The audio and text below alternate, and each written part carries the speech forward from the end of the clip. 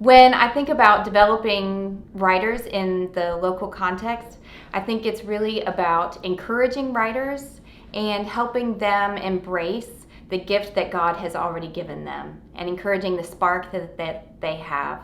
And there are three messages for local church writers. And I think that's writing is a calling, writing is also a ministry, and we can't forget that writing is also hard work.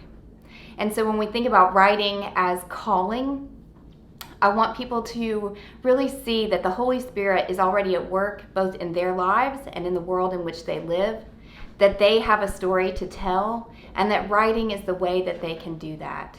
So I want all local church writers or local writers in any context to begin to look for where God is at work in their lives and in their ministries, and to know that God has called them to write that story, and that story is important in the world, whether that's a Bible resource or a devotion or even fiction, that writing is a calling and that they can embrace that calling and know that God is with them from the beginning of that process all the way to the end.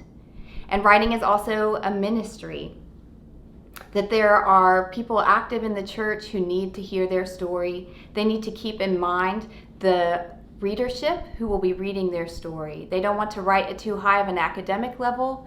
They want to be able to reach anyone in the church, whether that's a young person new to the faith or whether that's someone who spent their life in the church.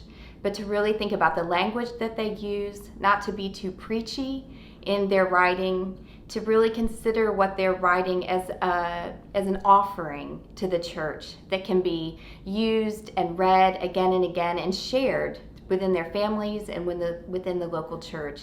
So writing is also a ministry that is offered, but writing is also hard work. Lawrence Darmani is one of the MAI trainers who was so powerful in a writing training that we did, who said, when we go to heaven, God will ask us if we left the books that God put inside us on earth, because they're not needed in heaven. And so I think that's part of the hard work, is really creating the space and giving yourself permission to dedicate your life to the writing that God has given you.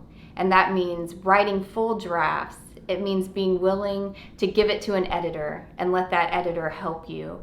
And it means completing the work. It's so tempting to get distracted by life, by another writing project that seems promising, but the work of writing is really to finish the book that is before you, or the devotion that is before you, whatever that project is. So we want to remember that writing is a calling, a ministry, and writing is work, and that you are gifted to do that. If you are drawn to this video and drawn to this, then you can be assured that this is your calling and that you can finish the work that God has given you.